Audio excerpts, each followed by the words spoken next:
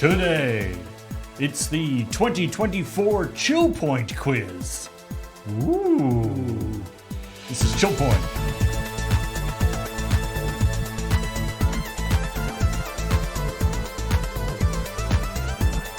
I object. That's right. We're going to be quizzed on all of the things that we talk about on ChillPoint, like special types of Pepsi and formative things in Bija's childhood. Mm-hmm. Other distractions from actually starting the show. Yeah. What was the longest distraction before we started a show? How long did that go? This is not. Were we supposed to study? Because I don't remember this being part of the plan. I know we don't talk about what we're going to do before we do this show, but yeah, kind of feel like I should have been informed. I looked at the document. So did I. Yeah. So I do know some of the things that we're going to... And I've ignored everything in it except for one. I might have done the same. Yeah. Yay. Let's see if it's the same one. Oh, that's fun. How about you, Paul? Did you ignore everything but one? No. Because I put them into the document. Oh, I guess that's harder. You made the to do effort. that. Also, I wore this shirt because I got this for Christmas, and then I realized it's hidden behind the laptop. Yeah, it's a good shirt. It's my aunt gave this to me for Christmas. I do that on in Studio A all the time, where I'm like, oh, I've got this really cool shirt, but the camera comes up to like here on me, so most of the time you can't see anything. I'm kind of waiting for the day then when you come in wearing a shirt being like, my aunt bought me this for Christmas, and it turns out it's like a rip-off of one of our shirts on a different site. It's not like our shirt, it's our shirt, but from like Redbubble or something, and like, oh, what a way to find out. I mean, that would be kind of funny. Like, I saw you had a shirt that said, am I doing enough science, or whatever the fuck it used to say. That's a good quiz section. What was the shirt? That would be the like Timu version of the quiz. Am I doing enough science? Is somebody doing science in here? Thank No. you. I think I'm even on that shirt. I know. It'd be a really good quiz question about like how many times did Beach wear this Nintendo shirt? Oh yeah, there you go. You know, I think I have enough in the stack now that I might just barely make it through the rotation by the end of the year. I think I might. Yeah. The idea of yeah, I know. I mean, if there was a lot of around, you do various like YouTubers with merch do that sometimes. They have to like, I review knockoffs of my own merch. stuff. Yeah. Oh, I have seen stuff like that pop up. That would be kind of funny. Usually I see it for people who make costumes. Right, so, yeah. They'll do like a hand thing and they'll be like, somebody has decided to just knock off this entire costume I did, so I bought it, and it's and then use pictures of my costume. Yeah. That's all. That's the other thing is that like the like pictures of it are always the pictures of the good version. Yeah. Anyway, hey everybody, welcome to ChillPoint, the show where we talk about video game news sometimes. Well, and also we talk about other things. If there is any that is worth talking about, because some video game news it ain't worth talking about. Now I gotta say, there's some fun stuff this week. Like things, I feel like people have finally like come back after the Christmas holidays and stuff, and the feeds are spicing up, shall we say? I have a question actually. Do we have any stories about people being laid off? Today? No. Okay. Because I just want to point out, it's like January 10th, and if there's no stories about layoffs, we're already ahead of last year, where there were like a million stories. I'm not going to layoffs. say that there haven't been stories about that. I will say that I haven't marked any stories about that. But, I mean, I'm not going to say that hasn't happened yet this year. I'm just saying, like, mid-January last year, we were already like, wow, there's a lot of people getting laid off already. And then, like, I think by March, we're like, okay, you've already laid off more than a year's worth of people from the year before. Yeah. And we haven't had that yet? No. Yeah, I can say that I didn't notice any stories about layoffs that were particularly funny.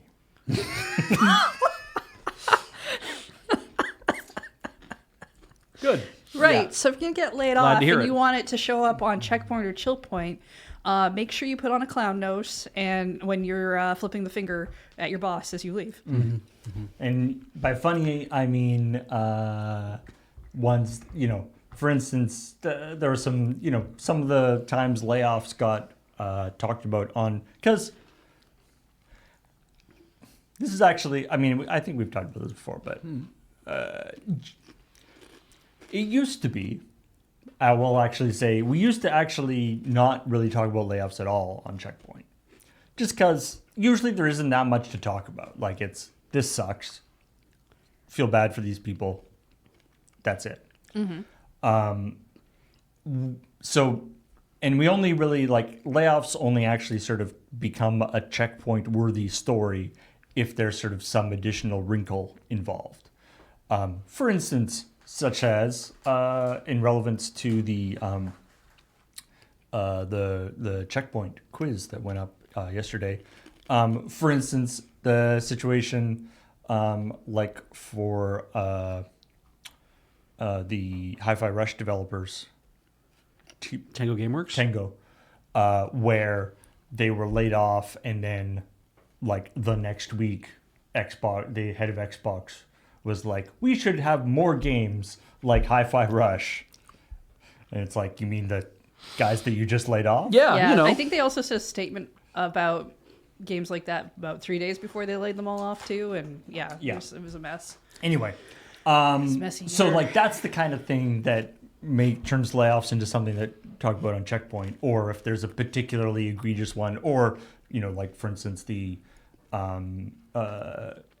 Microsoft Activision stuff, because they explicitly, part of the FTC thing was, or part of their assurances to the FTC was that they wouldn't do that. Yeah. And then immediately did that. All right. Anyway. So what I'm get saying, laid off and is have what I'm a saying really weird is CEO. in the first 10 days, I have not seen any stories about layoffs that would make it into a ChillPoint episode. Okay. So I guess possibly that Again, is I still take that as more of a bright positive? spot than Yeah. what felt like last year at this time of year. But all right. For all I know, there's nobody left to lay off. So And so silver lining. And I did want to say, normally we talk about the week's episode of ChillPoint on this show and give you some background info to that. Obviously, it was the quiz this year, or this week, the quiz of 2024, and if you haven't checked out the episode, you should. It's super fun. Kathleen did an excellent job of coming up with some fun questions and sort of different ways to ask questions. I will say, just as a behind the scenes, or not behind the scenes thing, but one of the things so that last bit, the sort of fill in the blanks thing that it's was this a tweet by the Helldivers 2 guy, or from the Potato Fucker International, yeah. Or no, actually I should say that wasn't so I read that and my brain immediately was like, oh, this or that. Yep. And then I was like, I messaged Kathleen and I was like, I'm doing up the graphics for this. It's going to be painfully obvious. Which is which? Which is what, you didn't block out the word Helldiver or the word potato. Yeah. So is the joke that it's obvious which is which? And then she was like, no, they're filling in the, this is not a this or that. Yeah. And I was like, oh, right. This is actually a totally different gag. Yeah. I see.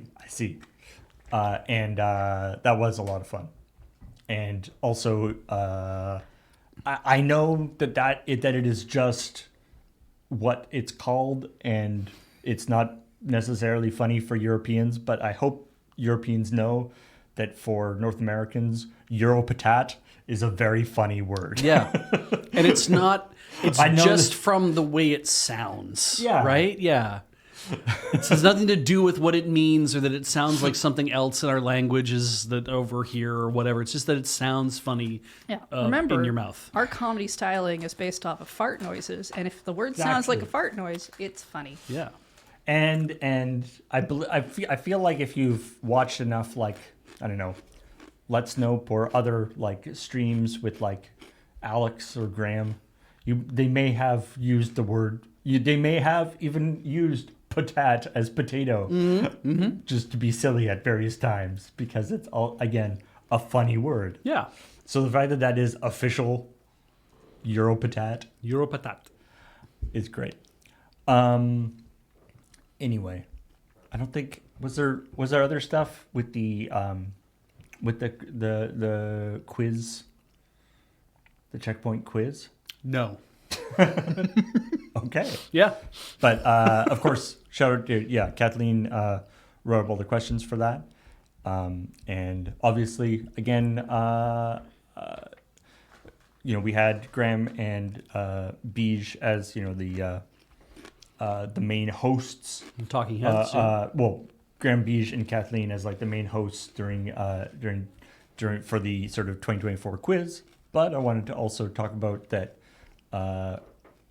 Ian hosted a couple times during 2024. Yep. And we also had Cameron and Nelson doing a bunch of stories during 2024, which hopefully will continue into 2025, assuming that they are okay with continuing to do that, because there's been some great stories. And we definitely cannot discount the contributions of the editor of ChillPoint, who has done everything this year for ChillPoint except for the quiz. Do you think? I think there were a couple early on I didn't do as well because we were away. So Graham usually does that.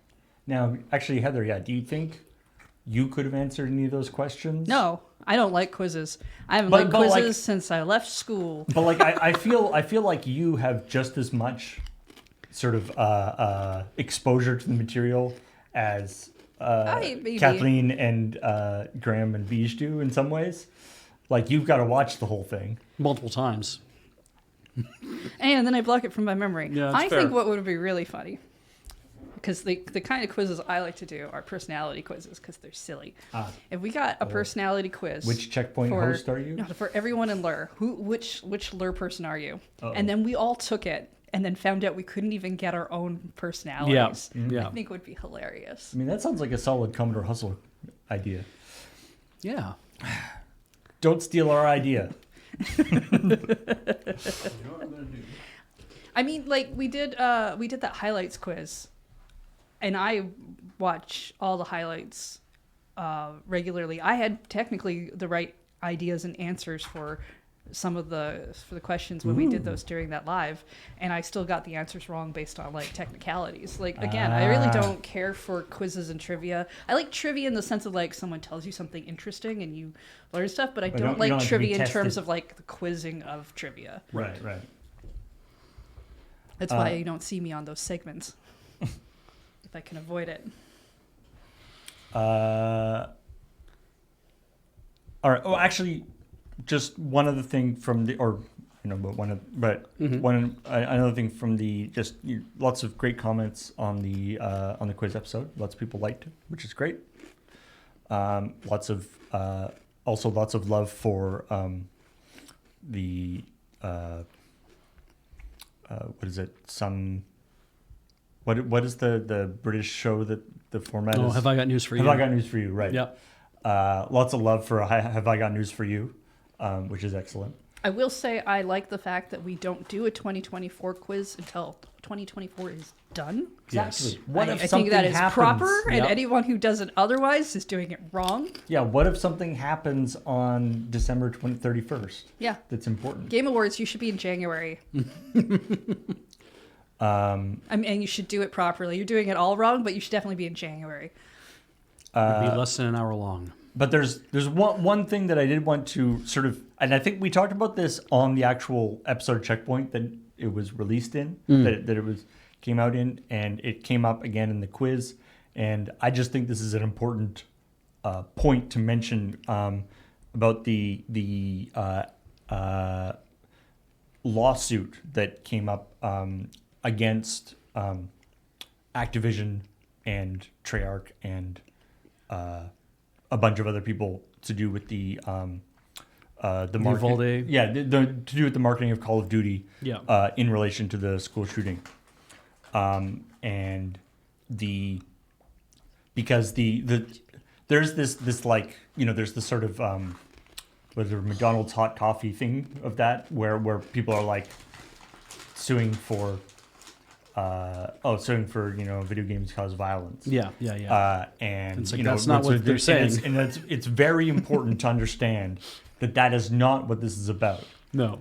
It's about, and the reason why this, I forget the name, but this specific arms manufacturer, weapons manufacturer, is also named in the suit. It's not that video games cause violence. It's that Call of Duty is marketing a specific brand and model of gun to underage people. Yes. It's like, this is a great gun. This is the gun in the game is named the same as the gun in real life. Yep. It's modeled on the gun in real life. And so it's a very different thing than just the sort of video games cause violence. Yeah. They taste fine, but that smell is Man, horrendous. just the Boy, passing it past me. they smell so much worse than they taste. We won't get these then, Heather. We will not buy these as our... Yeah, we will not bring these back as I feel like Cameron would not agree with the slogan, no mayo, no life. No mayo, no life. Raki, I think this is Mentaiko. I'm not really sure, but that's cod roe. So there's a fishy kind of umami to it. They're tasty. Anyway, I think. let's get into some other stories that obviously we didn't have the normal episode of ChillPoint this week. So we don't have to talk about it. But some of these stories might have made it into an episode of ChillPoint. Right. Had we had one. Yeah, still might if next week's slow. I might It's even true. just come up with the true. funny shit to say. We'll see. Starting with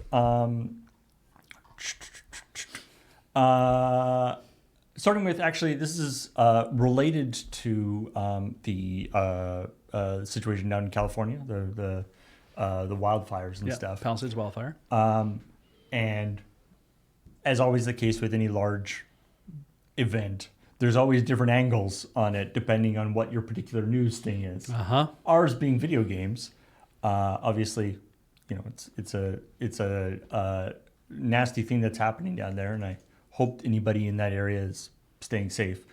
But to do with in the context of video games, so Final Fantasy 14, we've talked about the real estate issue in Final Fantasy 14 a few times before, where You want to have a house, but you can't because there's only so many spaces for houses. yeah, despite the fact that it's virtual world and they could just add more. Yeah, it's like being a Jehovah's Witness. Real estate is still a problem, Right. in Final Fantasy 14. And one of the ways that they try to alleviate this is every 45, or if you are leave your property unoccupied for 45 days, it's demolished Wow. Holy crap. and somebody else gets it. Is there an explosion when this happens? I hope so. Like- I don't do know. they invite like, you to the destruction if you- ceremony? Yeah, like if you show up like about an hour before it's about to go, do you see the construction things coming? To run inside your house as fast as you can. Or like do like I'm assuming it's just if you log in. do it like you're Arthur Dent fine. style and lay down in front of the bulldozers. Yeah. Yeah. I don't know if it's just you have to log in or whether you have to like interact with it. I could Anyway. I could see it being just like a login thing because lots of people will leave an MMO for like 6 months and come back later. What I love about this is what this article terms it as the auto demolition counter, which you just imagine Wait. just have that even you obviously are at your house almost every day, if not every day, Yeah. unless you're like traveling or whatever. But just Like in real life? yeah. Yeah. You're right. Mhm. But it's like, I feel like that would cause an undue amount of anxiety. Like if just like over your front door, there was like, it said like 45. Oh, God. And then like you came in and like when you come home, like if you say you went away for like slept somewhere else for a night and came home, Yeah. it had said like 44. And then you unlock it? And then you go in and it goes back to 45. And it's like the chances of it actually being a problem are very low, I but it know. would still cause like anxiety. Yes, I it feel. would. I know I'm picturing this more in like the terms of Majora's Mask, but I'm pretty sure they blew up the moon when they blew up Final Fantasy 14 the first time or something. But I just, instead of, it's like that 3 days remain thing where you have the thing happening, but like if the moon's just kind of slowly getting closer and closer to your house as part of the demolition, like the moon's just a big wrecking ball, and you can see it just laser targeting onto your house. But every house gets its own moon. So like there's just like a section where there's maybe 30 moons slowly creeping down on different houses. I want this. Yeah, or just not even like a moon, like just like there's just like a there's like a giant, weight, like a 100-ton weight. Oh yeah, just kind of dangling over your house. That's exactly the same shape as like your lot. Right, yeah. That just slowly lowers. Yeah, see, I'm thinking this is Majora's Mask because the moon with the giant creepy face on it slowly coming at your house, I think is really funny. Mm-hmm. Anyway. We could make it look like a chocobo or something to really fest it up. Anyway, so People are down on this though. so this has been a thing for a long time. Oh, I see. This 45 days. 45 day thing. Okay. But as they have done in the past for disasters, basically the Final Fantasy 14 for their North American servers, they're like they have suspended the auto demolition while because the idea being that people's computers are being destroyed, Yes. and they wouldn't be able to log in. Okay. And they don't want that to be what people are worried about. I was just trying to. So like, weirdly, if these there's are- a real world disaster going on, your house is super safe on the internet. Yeah. So while your real house is burning down, your fake house is perfectly fine. Yeah. But if Which- your real house that's is kinda okay, nice. you might just never be able to go back to your fake house ever again. I mean, and I can see. I mean, even just from like obviously this as a is- mental this- health thing. this is a good thing to do. But also, just I can see from like an optics standpoint, just the idea of like, you have this horrible thing happen to you, your house burns down, Yeah. and then when you finally log into Your house is your gone. thing, it's like, oh, Yeah. we also burnt your house down Yeah. in the virtual world, Yeah. just to match. Yeah. God, imagine That's if very that was Animal the, Crossing of you. So yeah, so they said that like during other like hurricanes and earthquakes and things, they have done this in the past as well. So good for them. know what? I mean, that's a solid thing to do. I think. Not- Obviously, the state of your Final Fantasy 14 character is probably not the first thing on people's minds. What's funny is that if they're like, we're going to suspend this every time that there's a major natural disaster of some sort in the United States, that means that eventually it will just reach a state of permanent suspension. Right. Hopefully that. Yeah. It will just be like, it'll be wildfire, I into guess that'll- hurricane, into tornado, into drought, I mean, into that'll be wildfire. like one of those signs of like, that's like something. It's like how It's a Waffle how- House sign, yeah. There's certain levels. It's like, how long has it been since Final Fantasy has shit canned somebody's house. since auto demolition has been suspended? Yep. And and you can like graph it that like number of days that auto demolition was suspended, slowly going up over the years. Not that I want to be terribly salty about this, but I did think about this just the other day in relation to the forest fire, the Palisades wildfire. That I was like, there is a bunch of people in New York when the Canadian wildfires were just running rampant, and they were complaining about the fact that it's like, oh my God, it's so orange here now, and there's all this smoke, and it's all terrible, and the air quality is awful, and and they're just kind of like, this sucks for us, that this is the way that this is going on for us. And I was just like, and just a brief moment of a thought for the people whose actual houses are burning down north of you in a different country, and any of that for a second from any of you, please. But now in LA, fucking everybody's houses are burning down. And I know that the entertainment industry is going to be like, oh, I cannot believe this terrible thing of all this. It's like, yeah, just, I don't know. I just little salty on that, just the tiniest bit. As somebody who lives in somewhere where we have not had wildfires but have experienced the like smoke and everything from it. Yeah. Obviously, I understand that it's much, much worse to have it happening to you. Absolutely.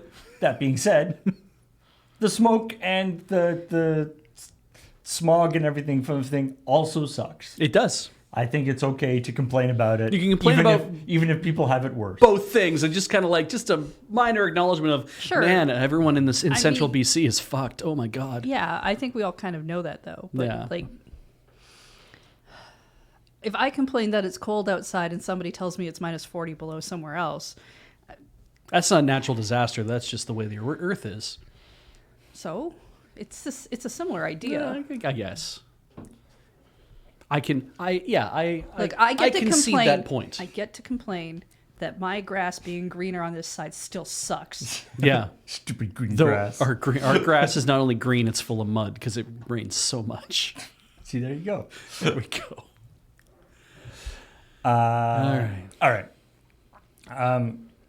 Speaking of things that have had small disasters happen to them, well, disasters. Pal World. Ah, yes. What? I don't remember. I must have just blocked this out of my brain. So this is not necessarily like this is less of like new news about Pal World, and just I love this this because there's an interview with some of the developers of Pal World talking about the launch of Pal World. Right. And my favorite thing is them talking about because they were quite they were and still are relatively a small team, but they were a very small team. Mm-hmm. I think they said 35 people, including like subcontractors. All right.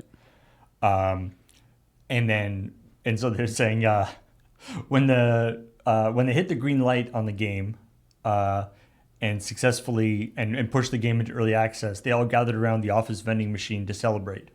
And players started flooding in. It was an instant success. The group watched the numbers go up: 10,000, 20,000, 50,000, 100,000, and then this is the Community manager? no, this is the server admin talking. Oh, I see. Saying, that's when a couple of developers went back to their desks from celebrating and being like, uh-oh. That's when a couple of developers had to go back to their desks because things started getting shaky. Yeah, I bet. The numbers kept increasing. 200,000, 300,000, so 400, 500,000.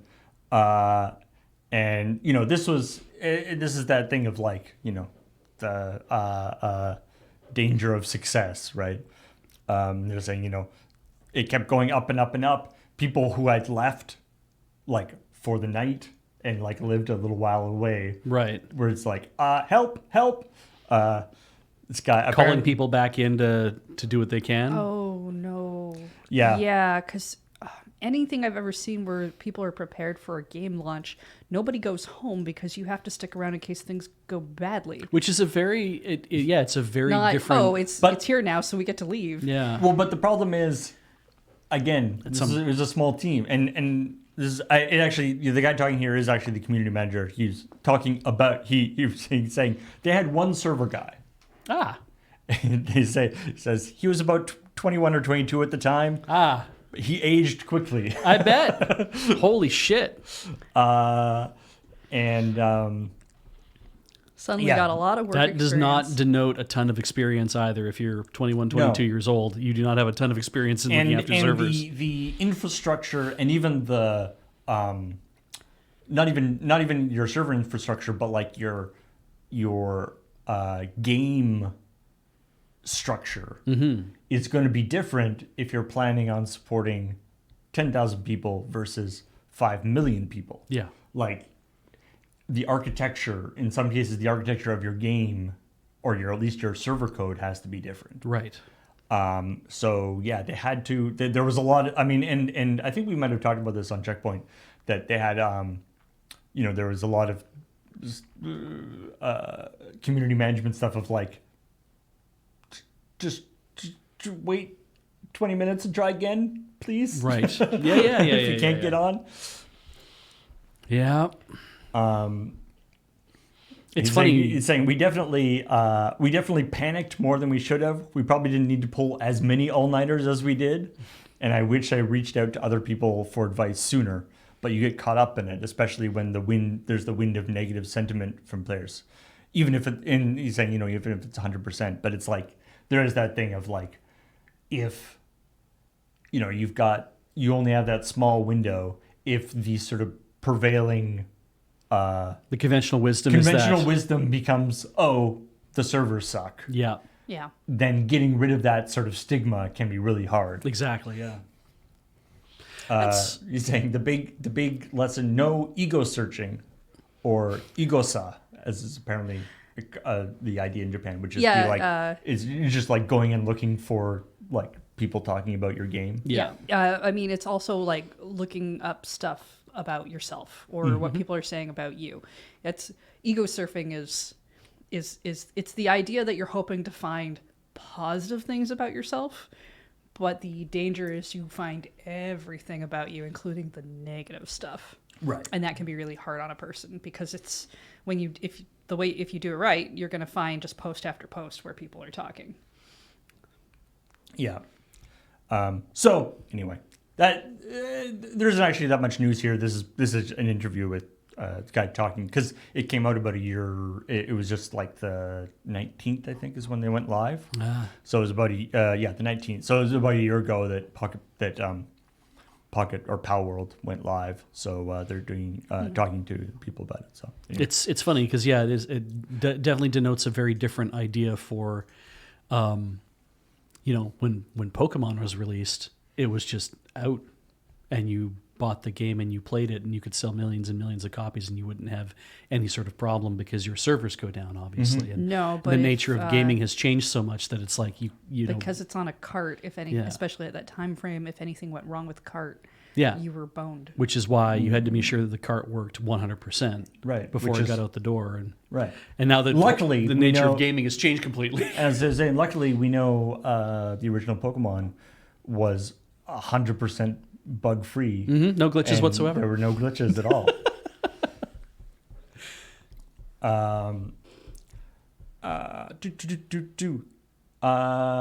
Night Rain, the new expansion for Elden Ring, the multiplayer expansion that got teased at the Video Game Awards. Mm-hmm. People are very excited about it, including Mr. Chicken Sandwich 420. Good. Thank God we have their opinion. Yeah. I'm sorry, who was it again? Chicken Sandwich 420. This is a person? I assume so. I assume they are not a chicken sandwich. I just want to make sure this isn't a chicken sandwich chain, because that sounds like a chicken sandwich. They're a YouTuber. Okay. So if you consider YouTubers to be people. It's like how we have Chicken 649 in our town, It's and true. they sell It's Korean true. fried chicken. Again, Chicken Sandwich 420 does sound like... Could be a store, Just want to make sure that it's... They're a combination chicken sandwich place and head shop. Anyway, this guy like has made a pledge. This is a very experienced Elden Ring / Dark Souls / From Software player. This is like a let me solo her kind of person. Yeah. I see. Okay. They have made a pledge that every day until Night Rain comes out. I remind you, Night Rain has been given a release date of 2025. That's as far. Well, we just started. Yeah. Okay. But they've said it'll come out sometime this year. They haven't given a more precise date. But every day Until it comes out, this guy is going to defeat the Mesmer, who is the toughest boss from the Shadow of the Erdtree expansion. Just every day. Every day he's going to beat him with a different weapon that everyone is people are like voting on and stuff. Okay, all right. So I'm very sorry for anyone who's really excited about Elden Ring, but now I want that game to be delayed by like 2 years.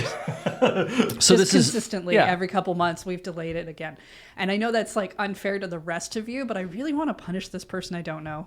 I was kind of hoping that it would be more of a thing where it's like they will either eat an entire chicken sandwich every day, or they will slonk some fat doinks with like a chicken sandwich. His name is not connected to this. Oh, this has nothing to do. I'm going to get real high, put a chicken sandwich in my mouth. It just happens to be their username. And defeat the hardest boss in Elden Ring over and over and over again until you all get sick of watching me do it. Apparently, most recently, not most recently, but one of the more recent ones, he fought it with a bouquet of flowers.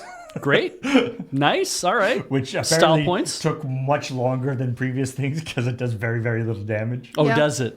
He's at the point where he can beat this thing without getting hit at all. I think if you hit somebody with a bouquet of flowers, though, you do more psychic damage to them than anything else. Depends who you're hitting. Like heavy Yeah. emotional damage. Like if I hit a stranger with a bouquet of flowers, I think that's like less emotional damage than if I hit me. hit you with a bouquet of flowers. Yeah, especially if it was a bouquet of flowers I gave you.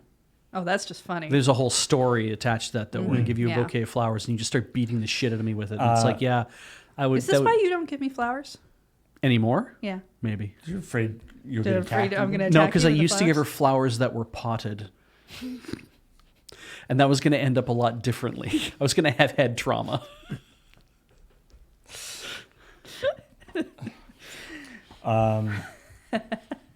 Now, yeah, Beach does no longer gives pot flowers. Maybe you shouldn't give me a glass vase with those flowers. Yeah, yeah. Think of the weapons you're giving people when you hand them to them. I should buy you flowers again. You should. Yeah. Well, keep I'm that not in even mind. going to be subtle Just about keep it. wishing You for should. that. All right. Okay, cool. All right.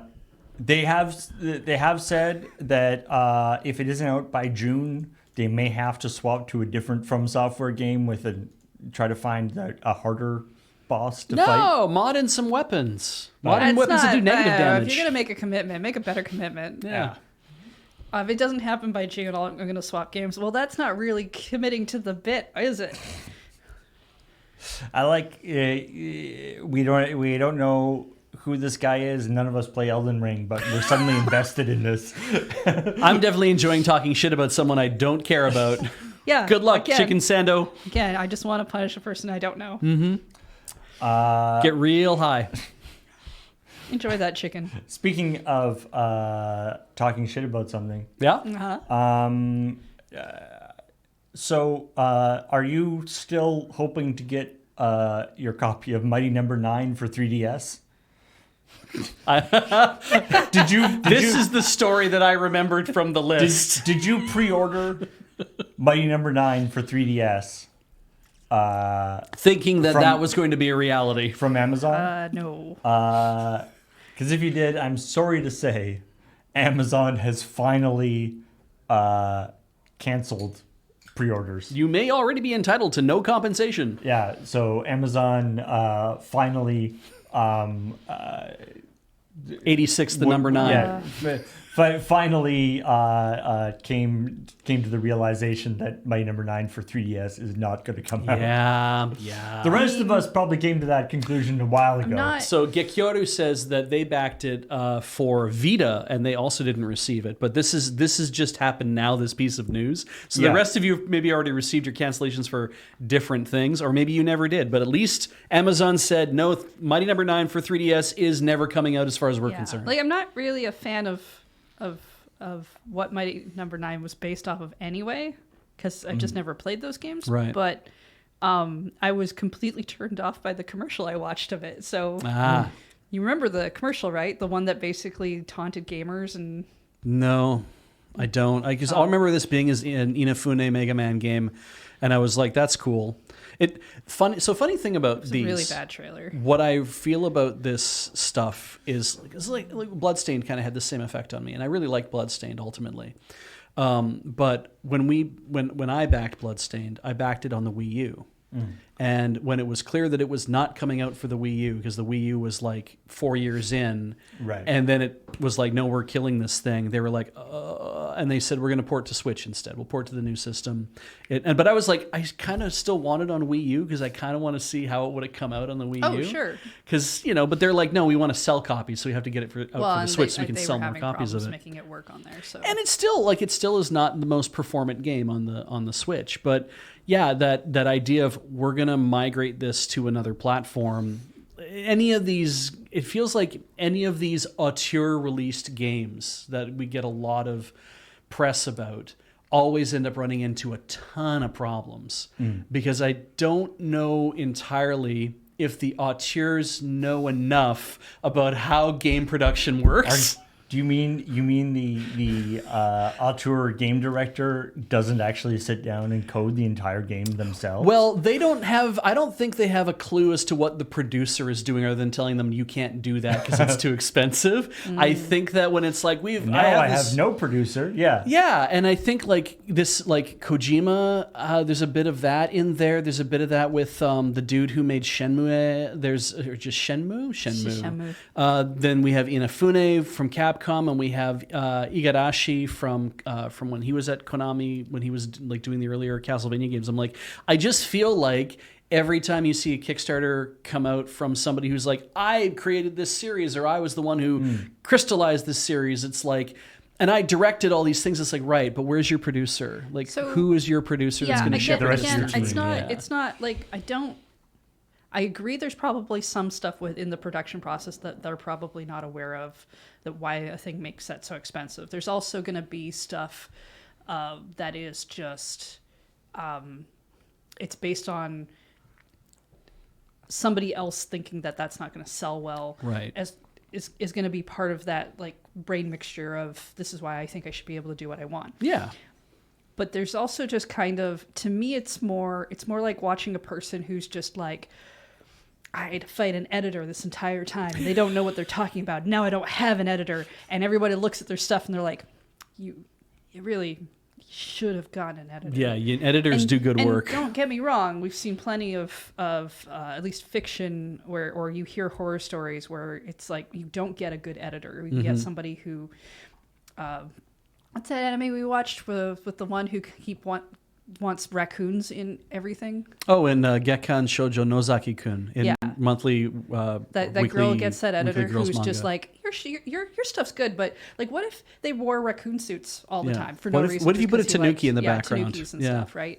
At the same time, like, the ideal is that you have an editor who is trying to work with you to let you have the spirit of what you want, but to hold back on stuff that isn't making sense. Yeah, and maybe promising that it's like, we're going to release this game and we're going to release it for 7 disparate systems, and that's okay because it's part of a Kickstarter. And I'm like, maybe that's more of a, because it is a Kickstarter, that people think that it's like, well, if I just provide another $100,000 breakpoint as a stretch goal and just say, now we'll put it on 3DS, it's like, sure, but that's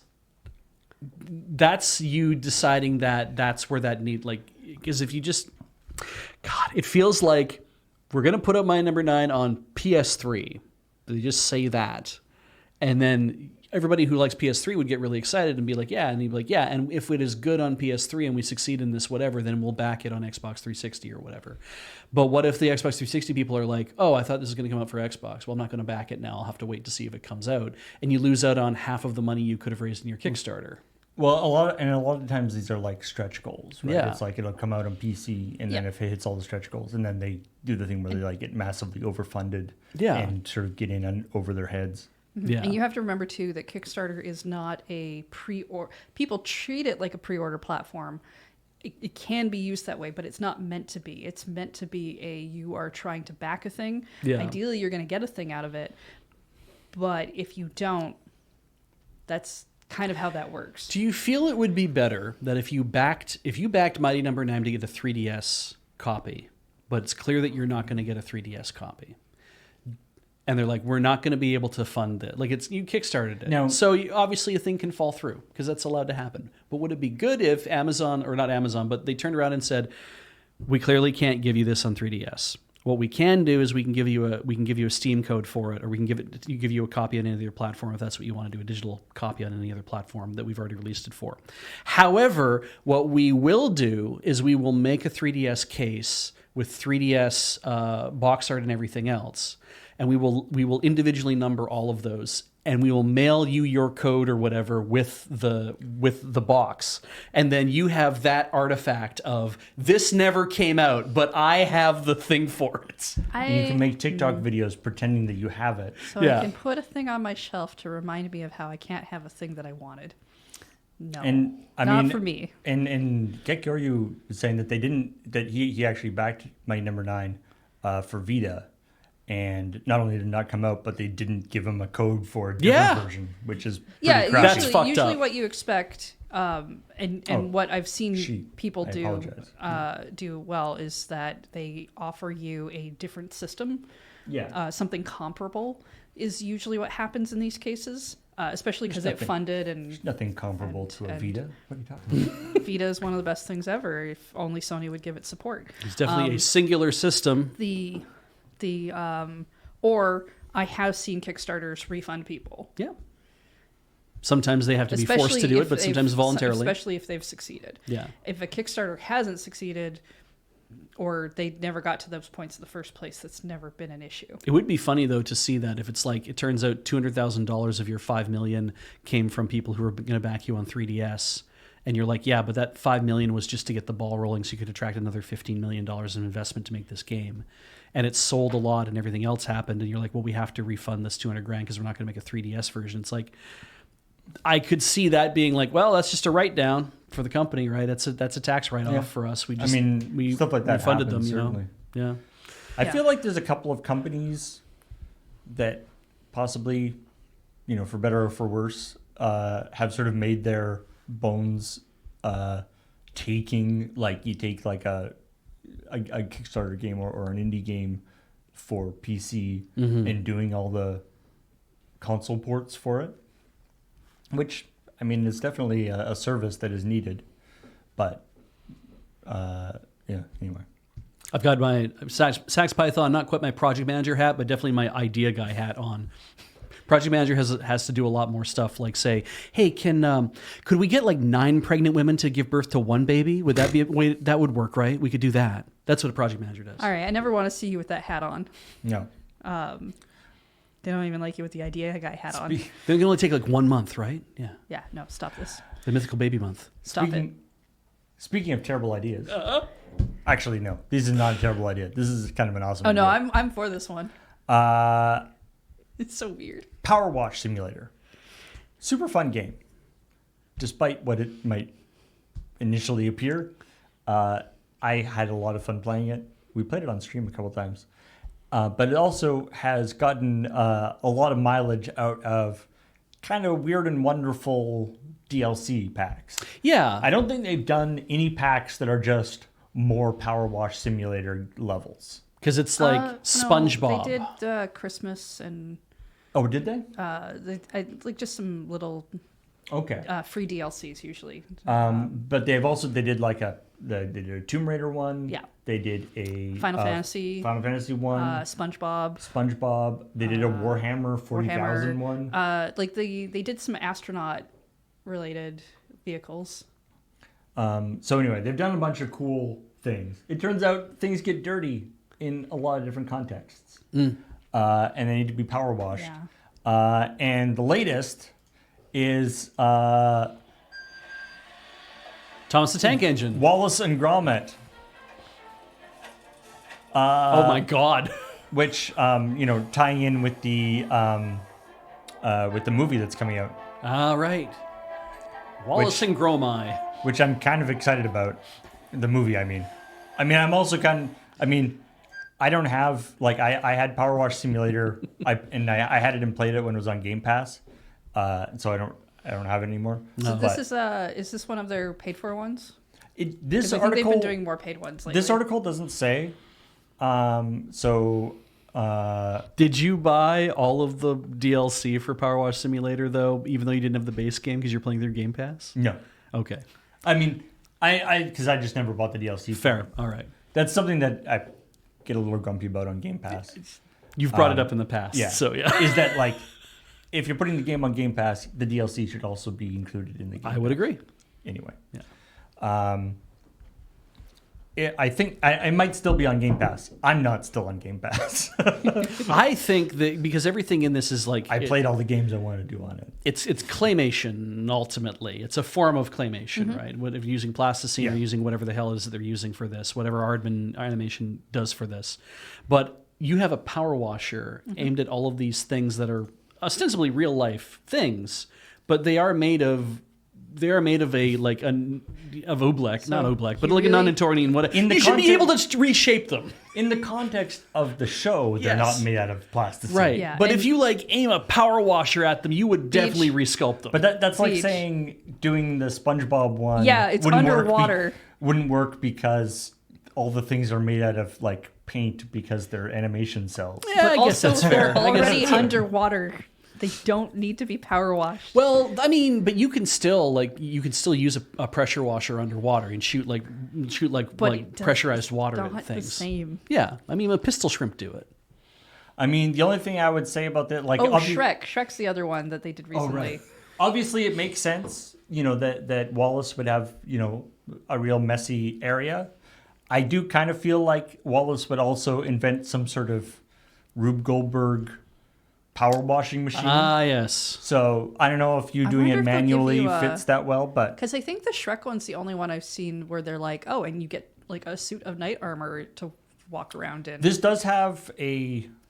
This does say that it has. I mean, for one thing, it's got like new power washers.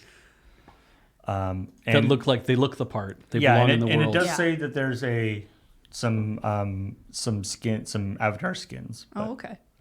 Yeah, they're not really so good for like solo gaming, but for when you're running around with multiplayer. Yeah. So SpongeBob, as Rock Pusher says, ship bottoms need power washing all the time, and that is the job of the ship tops. It's true. But Again, don't they? don't lift do the, it when they, it's in, they in lift the water. No. boats out of They the get water. Dry dock. Yeah. Yeah. Anyway,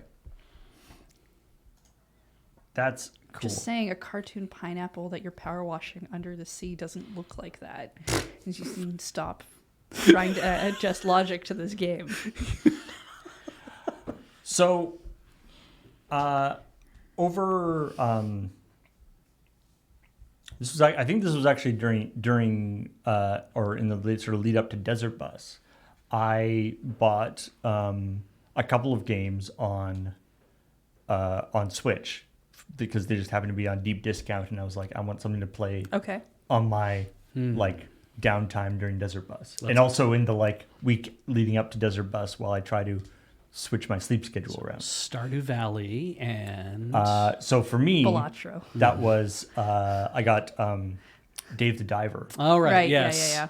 and I also got on deep discount the Assassin's Creed Rogue Collection, Okay. Yeah. which is Assassin's Creed 4 Black Flag. Black Flag and Assassin's Creed. Or no, it's Assassin's Creed Rebel Collection because it's Assassin's Creed 4 and Assassin's Creed Rogue, which is sort of another. It's kind of Assassin's Creed like 4.5. It's like Oh, okay. it's like more Same universe, different. gaming. same engine and everything. You're just sort of in a different area. And I think you Okay. might be a different character. Anyway, so I've been playing that. I was playing Dave the Diver and I was playing some other stuff, and I finally got around to actually playing Assassin's Creed 4. It continues to be super fun, Yes. super great. Showing its age a little bit. I mean, this is like a re-release, and it's for Switch and all this stuff. Showing its age a little bit, maybe. There's a few little weird janky things. But overall, you're pretty But I was pleased so with the very, pirate. Very enjoyable. All the shanties are still great. Great. By the way, shanties sung by a French Canadian band called La Nef, who Yeah. performed here in Victoria, and I sang with them. You got to sit in with them, yeah. That was super fun. Led by a guy called Sean Dager. Anyway, I did see a comment on, I think, last ChillPoint where someone said they didn't realize the game's name was Dave the Diver. They thought it was Day of the Diver, which I think is a really... Day of the Diver. Yeah, Oh. which I think would be a really good DLC Dave the collaboration Diver, Day game of the for, Diver. for Dave the Diver with like one of Day like of the Dead by Dead. Daylights or Day of the I mean, Dead or considering something. Dave the Diver has done like some other great collaborations. Yeah. With like Balatro and Dredge. Dredge and a few other game things. That would totally fit. With Yeah, that. I think it would just make for a really good DLC name for something. So Anyway, that yes. was all leading up to. So he's saying I was playing this, super enjoying it, noticing its age a little bit, and of course thinking about what it would be like to make like the new version that isn't what Skull and Bones should have been. yes. And then of course, the trailer for yeah.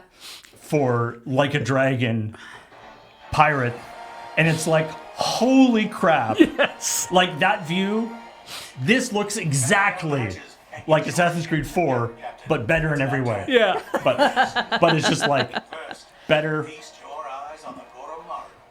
better graphics, all the stuff, and it's just like, holy crap! And wait, Jeez. and it's like, how long did they take to make this? What, 2 years? Yeah. I don't know. Every time I turn around, and maybe it's just because of my exposure to Ian, I feel like there's a new Yakuza-style game coming out once a year. Yeah. And I don't know if that's true. I mean, Jesus. the only thing that makes me sad about this is that it's like it's modern day. Yeah. Yeah. So yeah. there's probably not like as much sort of sea shantying, and it's also Japanese. So Yeah. it has a different although I mean they've got kind of European ships, so I don't know. But anyway. I love I know that they did point out, we just missed the line, but they said, yes, this game is canon. Yeah. And you're going to need a lot of them. Well, yeah, I mean, there's a lot of cannons on a ship. But just the idea that it's like, oh, so in the Yakuza universe, that at some point, Majima just decides, screw it, I'm going to be a pirate for a little while.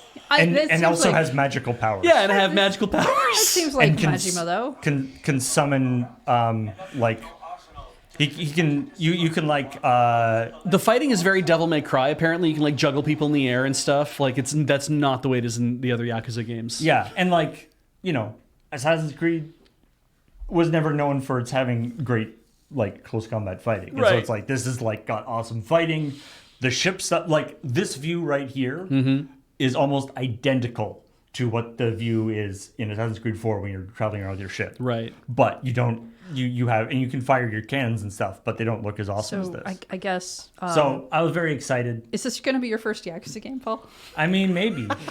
I mean, so one, I was very excited about this, and then I was immediately slightly sad because, it's coming out PC, Xbox, PlayStation, Right.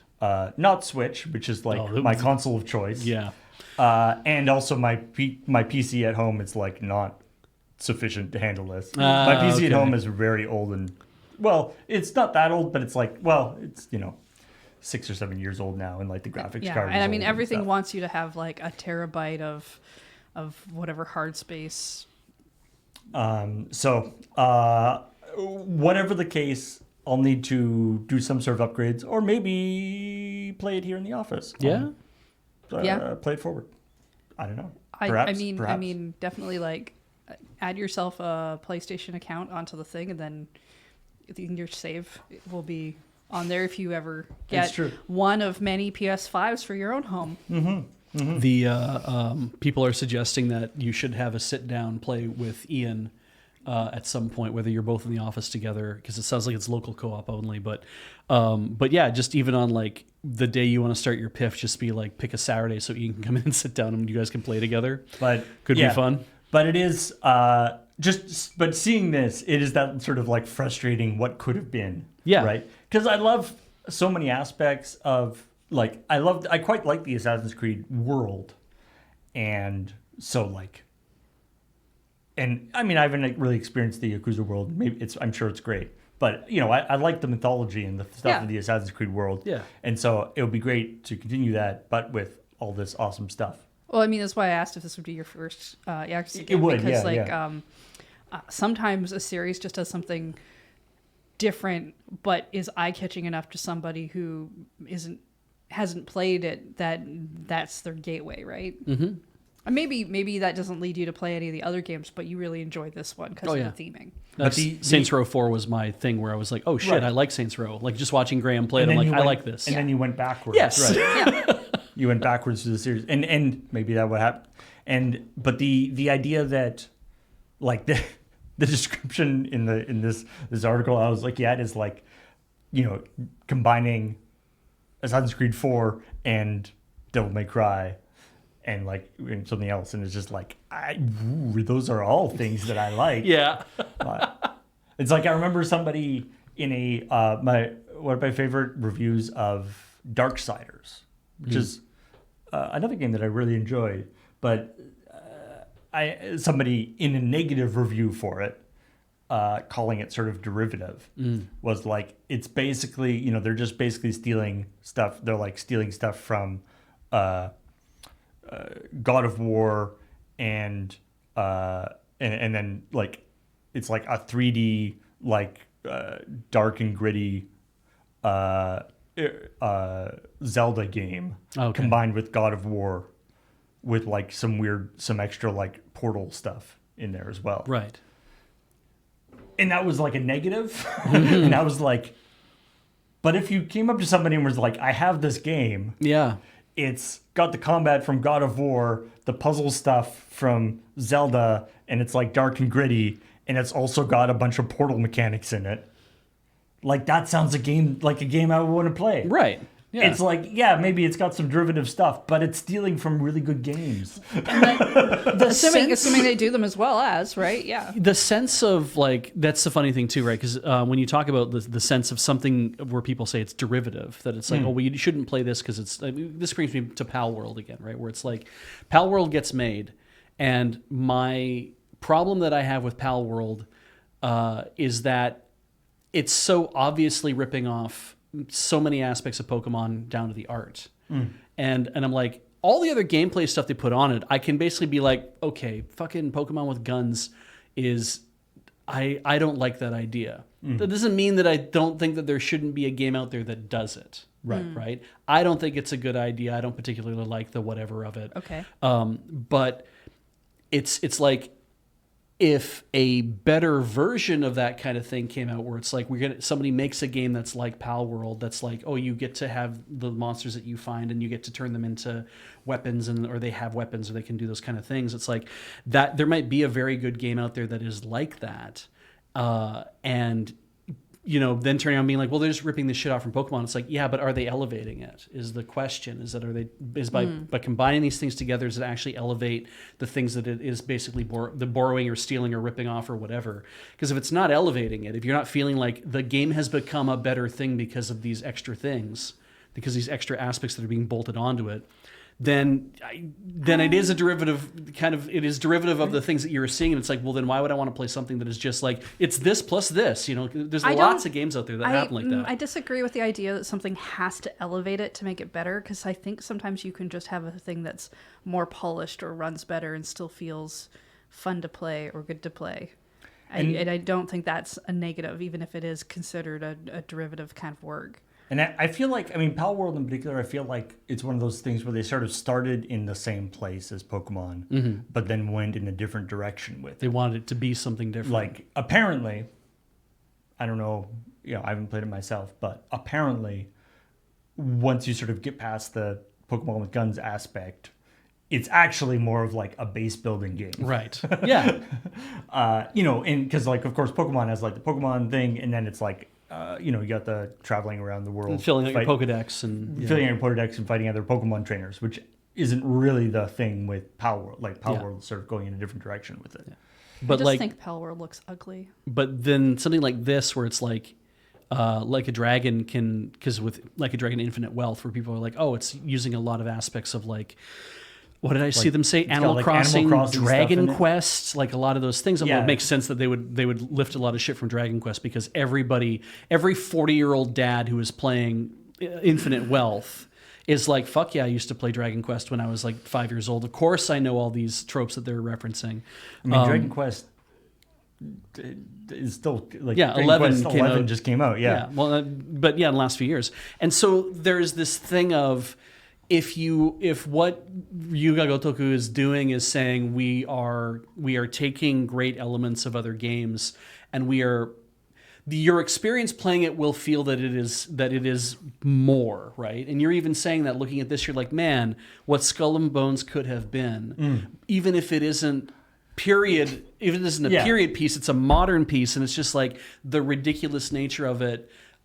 Is what elevates the idea of it, is that it's like, that is a completely over the top idea, and why not lean into it? And therefore that's you what can makes have like fun. Lasers on your ship and stuff. Yeah, right. You can cast like, there's like ice cannons and shit, and it's like, what? Like, so that's what I mean by something can elevate comboing stuff together and being like, but you can elevate the overall product and be like, you know what, it is good that Assassin's Creed Black Flag inspired a lot of the stuff that went into this game, because Yakuza is essentially, like the Pirate Yakuza is essentially saying, we have made that experience so much more interesting, and not that it's just a straight copy, that it's like we have created an interesting way to look at that work. And I mean, yeah, it really does seem like you can, imagine the Ubisoft people going like, oh... Yeah, we should have done that. Yeah, and I imagine in a way there's kind of like that makes way more sense. It's kind of like, oh, I'm glad that they liked our work, and it sucks that we didn't do what they did. Okay, I don't understand your analogy here, because like you're saying, oh, as long as it's not a straight copy, but then you were down on Pal World, which also again is not a straight copy. Right. They added other things to it, but did that actually elevate the overall idea of people know Pal World because it was Pokemon with guns? We start from that perspective, right? But also that it's like, it is a lot of aspects of Pokemon, but it's a lot of aspects of the base building type stuff of the original Fortnite. We have the guns and everything that works into that too. And it's like, all right, so by slamming these two things together, did you make a game that was better than its constituent parts? I think there are people who would agree that they did. Yeah, I'm not one of them. It is very subjective. Again, or at least different. Yeah. Right. Yeah. I don't know. The overall user base maybe doesn't bear that out to my mind. There's a whole bunch of people playing it. There's a bunch of people who like it. There's that too, right? Yeah. And I don't want to be like, well, it is not a high enough art form for you to like it, and how dare, and therefore it's garbage. Yeah, I guess I don't like the way it looks. I don't want to ever play it. Yeah. I don't even care to talk much about it because I don't like that game. I guess the idea of, if you didn't get 10 million people, then you're a failure. Like that comes up, and it's like that's not an attitude that I would want to perpetuate either. So that's fair. Speaking of things that some people find ugly. Oh no. Atari. Well. Atari is coming out with a new handheld. I got to say, sir, I got to admire your balls. Really? Yeah. Is it made by Tiger Interactive? I mean, reminder that Atari is not Atari, but... I'm gonna I go out on a limb here and say that good for them for doing this ridiculous thing, but oh shit, I think they're gonna lose some money on that. It's important to note that this is a trackball. Because there's a bunch of Atari games that had trackball peripheral. Rumble Madness or what? Or we're talking like original 2600 games. We're talking an original Atari games. Yeah.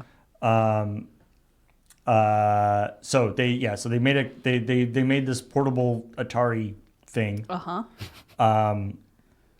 It's being made. So the Atari Game Station Go. Oh, it does have an awkward name. Excellent. It's aiming for maximum retro authenticity. $150, 7-inch display, so Atari branded. It's actually being manufactured by a company called My Arcade. Who's Arcade? My Arcade. Who also do like little miniature arcade cabinets and stuff. They are also doing other versions. They're doing there's the like peripheral one, or there's the sort of Steam Deck style one, I guess you could call it. Or is that a direct plug into computer, like you like HDMI to your TV kind of thing, or? But no, this is just a gamepad. Yes. So this is a direct plug into a computer thing. Oh, I see. But again, it's got the trackball and the numpad, which again gets used in a bunch of Atari games. I thought it was more in Intellivision games and stuff. I didn't realize Atari had a numpad interface.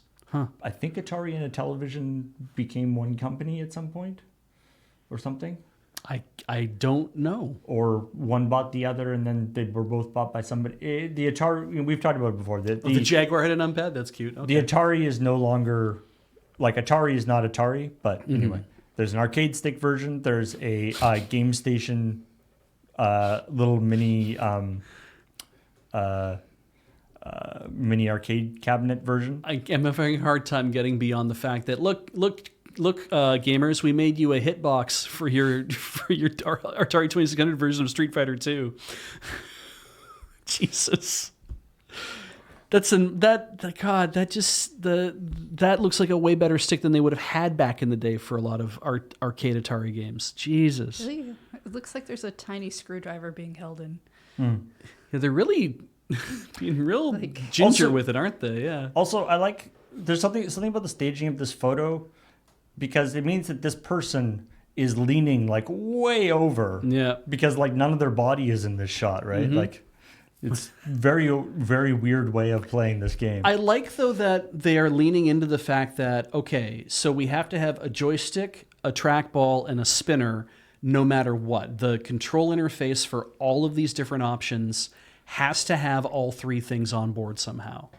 That they really want to lean into that. Yeah, and that's like, because there's been obviously lots and lots of ports, re-releases, remakes of Atari games. Yes.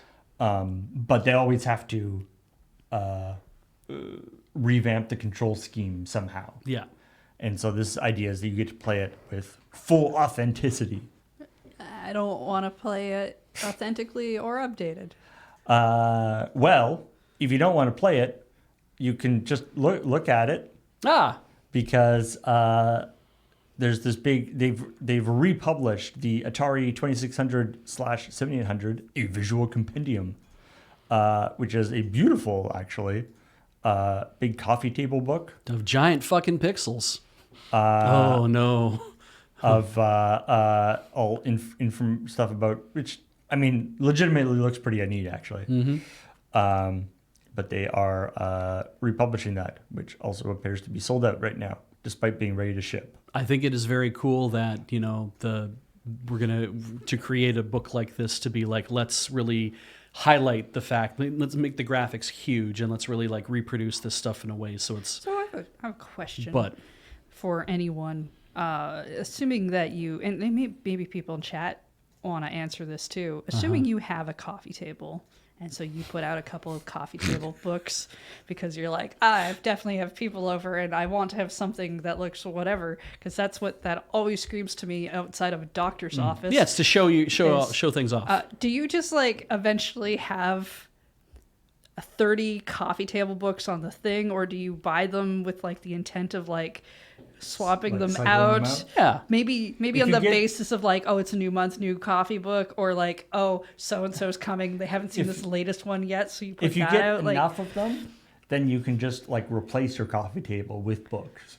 Oh, that's why they're called coffee table books. Oh, I see. Your coffee table just becomes a stack of books.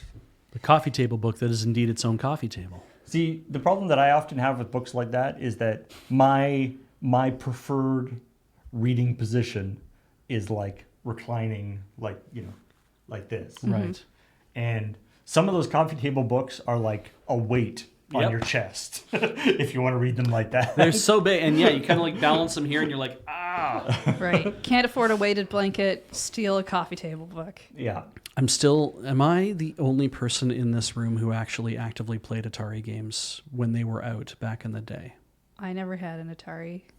I had an Atari way after it came out. Okay. I don't think I didn't have one when it actually So was. you were like, when the NES and the Sega Master System were like things in Canada, you were you were like into the Atari at that time? No.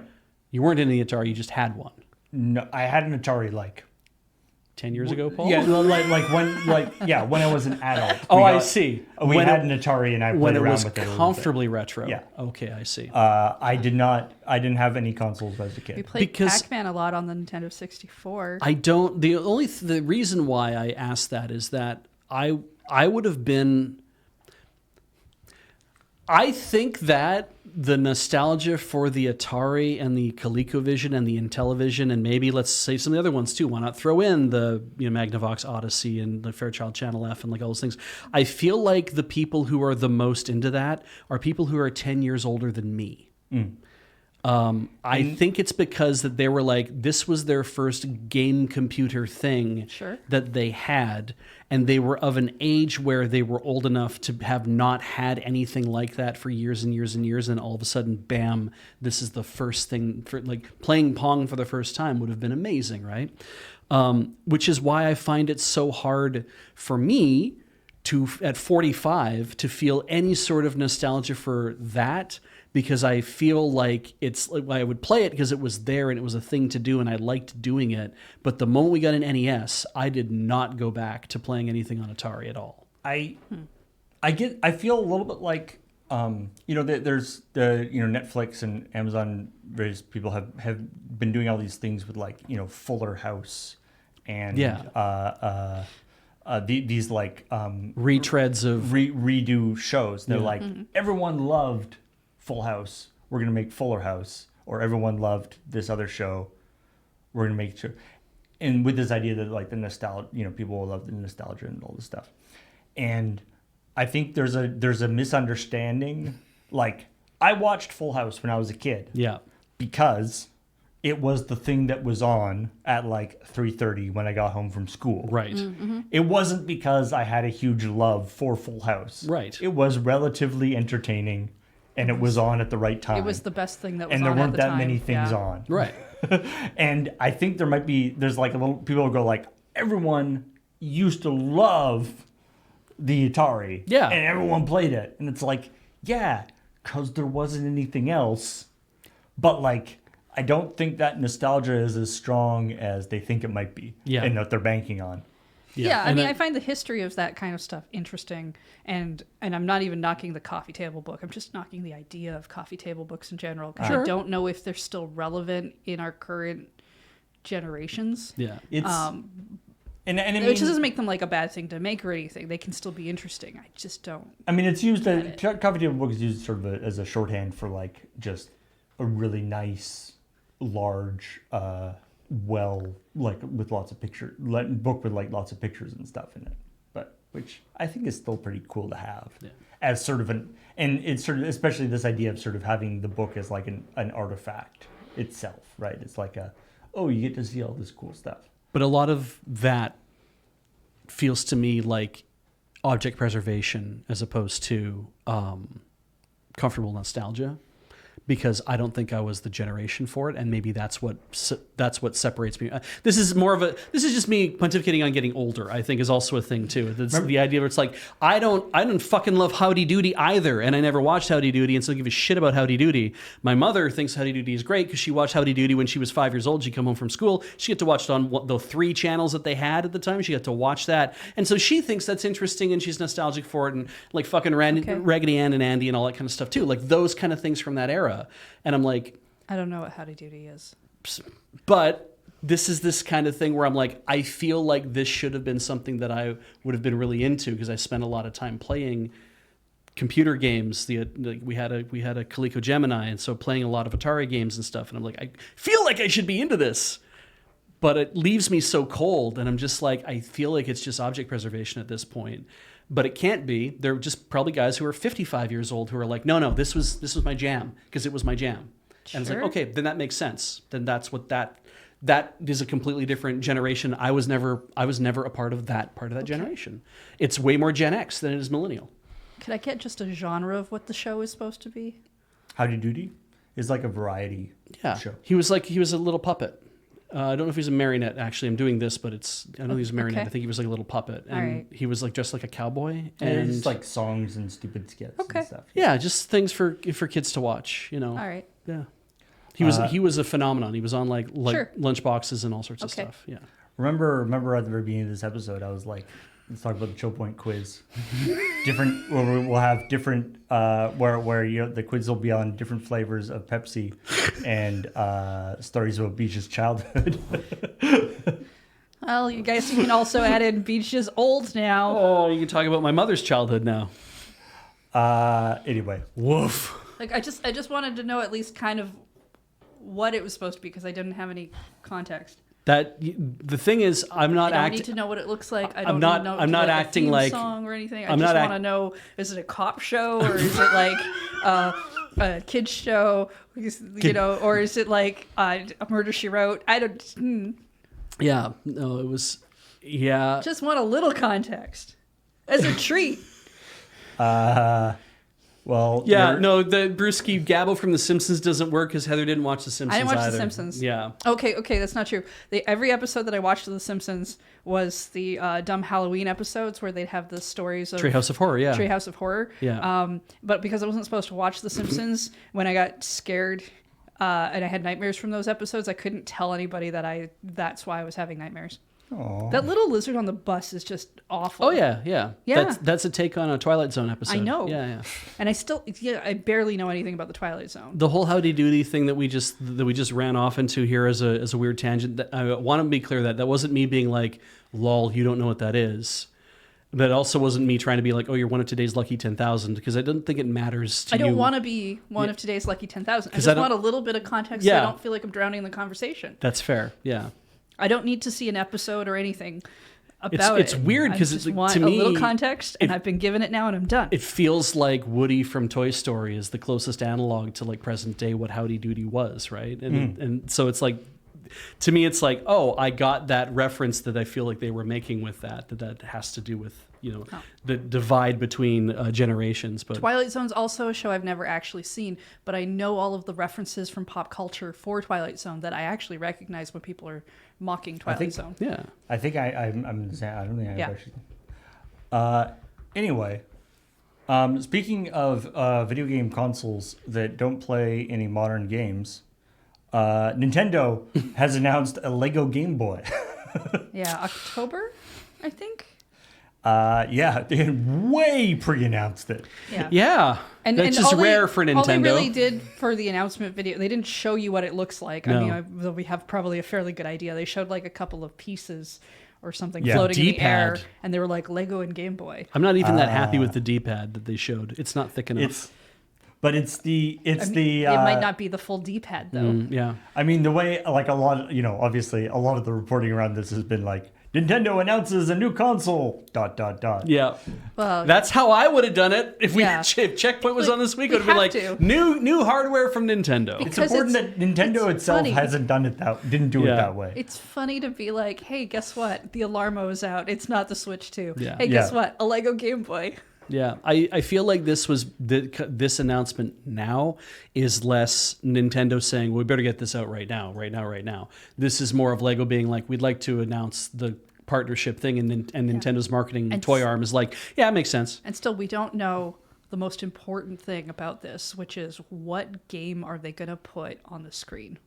Or what Is it going to have game cart is it going to have? Because it'll no. probably have a game cart. Is it going to have the same thing as the NES, where there's like the little like spinny thing? That where- would be really where cool. it goes around. That would be really cool. It might not. Do Tetris blocks come in like the 4 colors of gray that they need to make the I mean, the it's Game a Boy? custom thing. They'll make it Yeah, right. It'll need like 2 different shades of green. Right. Yeah. technically 4, I think. You can get 4-bit out of that, I think. But yeah, you need all these the piece It of would green. be fun if they managed to make the screen brightness adjustment work, where you can get it to fade in and out. Ooh, That that'd would be be cool. really cool. I don't think they're gonna, but the little details. That's Yeah. the part that's more interesting. I also, Captain Spam says he doubts it'd be Tetris, and I'm like, yeah, I doubt it would be Tetris. Probably not as Tetris. I assume it's going to be a Nintendo property. It'd so probably it's gonna be Mario Land Mario 2, Land, or A Link to the Past, maybe. Link's Awakening. You mean. Link's Awakening. Yeah. Whatever one. But I think it's probably going to be Mario 2, 6 golden coins. Yeah. See, now I'm suddenly less interested. Yeah. I played that one too. It could be Wario Land. Here's some PUBG news. Great. Oh, So, Still kicking? CES is was going on or was going on just recently. I forget. I don't know if it's actually over yet or not. But anyway, Ooh, Metroid 2 would be good. NVIDIA did a presentation at CES, and PUBG joined them on stage, or the Crafton representative joined them on stage to talk about one of the things that they're doing, which, to be honest, sounds like a very interesting, cool use for AI. Okay. So, and it's kind of funny because, as the term AI keeps getting redefined, this is AI kind of in the original way, because they're talking about AI in the context of like NPCs in the game. Like not object AI, but mob AI, Well, no. So what they're talking about in this case is NPC AI. they're calling them this is replacing. I mean, there's definitely some marketing speak here because this is replacing things. They're saying they're going to be co-player characters as opposed to NPCs. Okay. So basically, what they want to do is Daikatana. if you're by yourself, like if you don't have a squad, Yeah. you can get and the idea is that they're using. And this is because this is part of the NVIDIA marketing thing. They're using NVIDIA stuff in particular, but the idea is they're using AI generative stuff to design more sophisticated AI for the game, for the things in the game. The demo is pretty cool. Like the demo, they're like doing, it's stuff like you go along with a guy and you're like, hey, give me and it's doing using AI like voice recognition stuff too. So you'd be like, find me some armor, and then the guy runs off and does stuff, or he's like, hey, people coming up on our 6. Oh, Wait, so, wait. Is this just Hey You Pikachu, but with PUBG? I mean, This is PUBG Safari. but the idea being that it's it can handle a lot more. Oh my god. Rather than like, here's the 10 things you can tell it. Yeah. It can handle Complex commands. or whatever's in the game. Now, the response I've seen in a lot of places is this would be super interesting, or this might be really cool in a single player game, like to have like an AI companion in a single player game. And as people mentioned, Daikatana, it has been tried before, but maybe this is a way that it could be done really well. In a multiplayer game, it might not be so good, but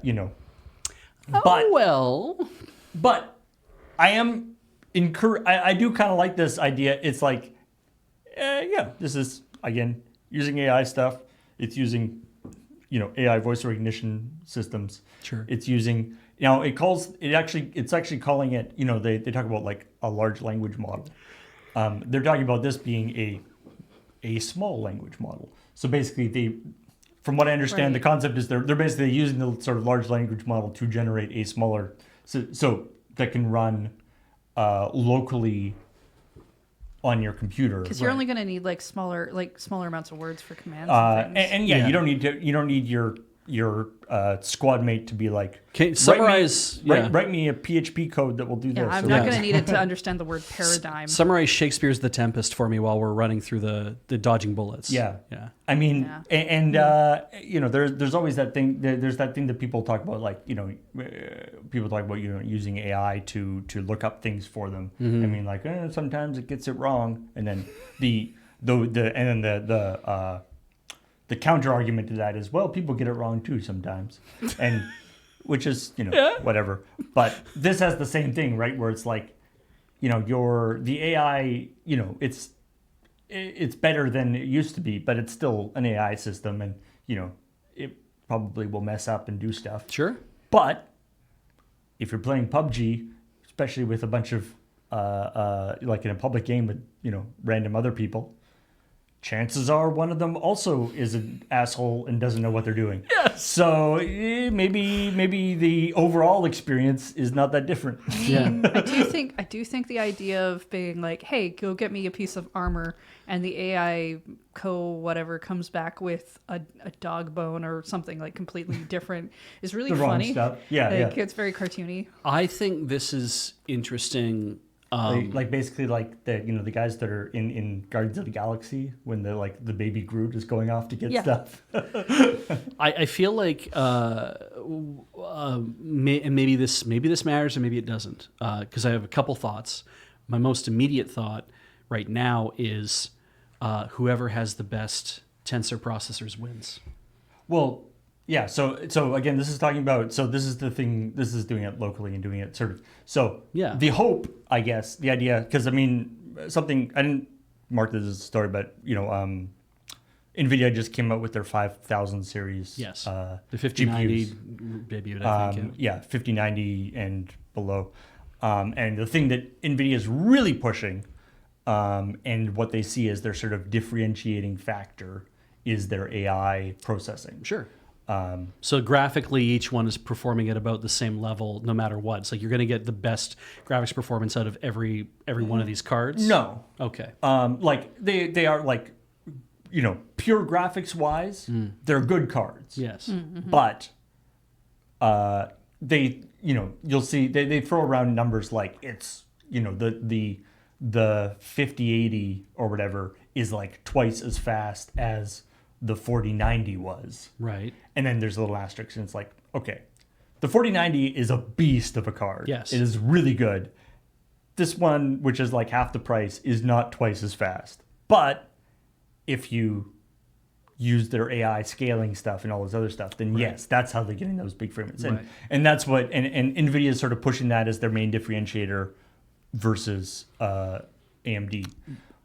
And so, but the problem they're running into is that a lot of video games don't make that big use of the sort of AI cores Sure. part of the The card. video game, or part of the card. Right. And so that's why they're pushing a lot of this like AI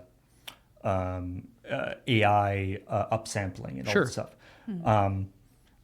And then they're also doing stuff like this, where they're figuring out, they're trying to encourage video game makers to put things into their games to make more AI stuff. But I guess my problem is that if I buy a 5090 to play PUBG with, now I have and I'm playing at somebody who has a 3000 series. Okay. So they also have there's probably some CUDA stuff worked in Yeah. there to do like whatever kind of TensorFlow, AI, whatever things that they have to do in it. But it's like they're limited in what they can do.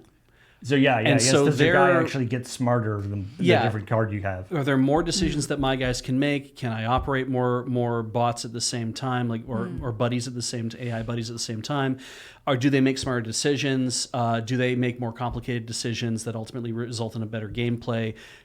Versus this other person, it's like if that is the case, then it means that the more money you are willing to spend on your personal hardware means that you're going to outplay somebody else because your team is just going to be that much better. I don't know, but I Maybe. think that's an interesting idea that needs to be answered. So And I mean, this hasn't even been released as an actual I thing. This is a do test. I think that's a valid point. The thing I really thought of, because there's like a vocal component in here, is every time you yell at Siri and she doesn't hear you, Yes. or people with maybe a different accent than the system is expecting, or a microphone problem that you have.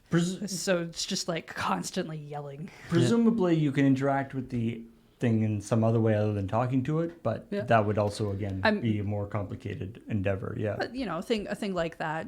Secondarily, I think Will this system work with one of those people who's just like eating their entire microphone and just like, And I think if it doesn't, great. I Yeah, think that they yeah. need to learn about how to do microphone placement. The second thing, though, when I said earlier, I was like, oh my God, it's PUBG Safari. Because literally the way you're reading it out to me, it sound like it's like, yes, I'm here in the deepest, darkest Africa, and here, hold my gun for me. And yes, pass me my tea. And we're hunting elephants today, and we're having a wonderful, oh, go shoot that elephant for me. Yes, it's, oh, wonderful, look at the wonderful elephant I've killed. Like that kind of idea of, great white hunter going off into to kill a whole bunch of people before the zone kicks in, but how you've been doing it because you suck at this game like I would, that I'm just sending out my buddies to wipe everybody else out, and meanwhile I'm just kind of being carried along on their backs. I'm like, that's how I would have to experience PUBG, is I'd have to have 5 invincible people around me so I can actually stay alive long enough. I mean, it's like, I was last week I was saying, my brother and I playing Gears of War Right. for when we realized that the AI, again, this is just regular AI guys, but the AI guys were like basically doing all the work. Yeah. Because we sucked at the game. Yeah. I mean, that in itself would be a fun way to, like, as a stream, I think, to kind of show that off would be a fun way to go through a stream, but it ultimately is limiting. I mean, there's lots of games that people play multiplayer where you end up having a difference in skill level based on, you know, some people just get to play more or whatever, and you have that whole being carried thing. I don't think it's any more... I want to say embarrassing, but like some people don't find it embarrassing. So I don't think it's that different from being carried by other squad mates from being carried by a computer. Sorry, just because you mentioned that specifically. Yeah. This trailer, check this out. Wait, let me. Just hang on. So this is, you know, working with your buddy. I couldn't have done it without you. I know. I carry for a living. Your AI carries. It's an AI designed to carry for you, basically. Yep. Maybe that makes these experiences more fun for people too, and maybe PUBG Ally games will be one of those things where it's like, I want to be on one of those. No, I want to play with all humans. Maybe that will be a thing. Yeah, that's like all of the things we've brought up as possibilities of like, is this a bad thing? Is this a good thing? Whatever is why you're getting down to the. There are people who won't like this being accessible for multiplayer. Yeah. And there are other people who are like, well, single player would be fine because it's just your own game. But sometimes I just want to play F-099 and be matched against people who have my actual skill level, as opposed to being constantly shut down by people who are racing S rank. Because you got to get 99 people into play a race, right? And with PUBG, it's the same thing. It's like the couple of times that I've steered a PUBG whatever, it's mostly just find a building, find a weapon, hide, and then don't move, because maybe I'll get a chance to shoot somebody. Maybe I'll get a chance to shoot somebody. Because if I'm out in the middle, I'll just get shot. And I won't know why I died, but I'll die. Well, that's hardly fun. A bullet. Yeah, it's the same with Fortnite. When I tried playing Fortnite for a little while on the Switch. Oh, right. Years ago, I was so like, weird. I'm going to give this a try and see what this is like, to know what it's like. And I just played for about 20 minutes, and I was like, no, I'm not good at these games to begin with. And by and large, everybody else is so much better than me right now. It's not fun to be involved with this. Not that I want to be good right away, but that I want to feel like I'm having the same kind of experience as everybody else. You kind of don't get that with any of those games, though.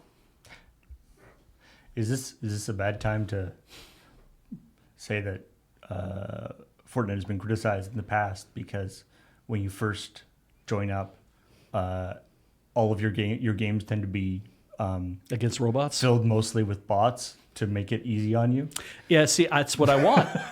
But I don't know if they were doing that at the time or not. But if I was playing at the time when they would, that would have been way better for me. Based on the fact that suddenly there were kids' voices coming out of our speakers, there were definitely not robots in there. I mean, one of actually, you know, Well- the PUBG thing opens up the interesting thing that has become a thing on Fortnite is people pretend to be bots. Oh, yes, that's right. So they'll sort of act like a bot to lull you into a false sense of security, and then go, boom. Yeah. Which is pretty awesome, actually. Spycraft. Speaking of Spy Party. That's multiplayer online games, the new hotness, of course, is Marvel Rivals. Oh, right, yes. You're playing on the stream on Monday, by the way, on CTS. And it's it's filling a very similar niche to, say, Overwatch, in the sense that it's a sort of a team-based deathmatch thing with like abilities and stuff. But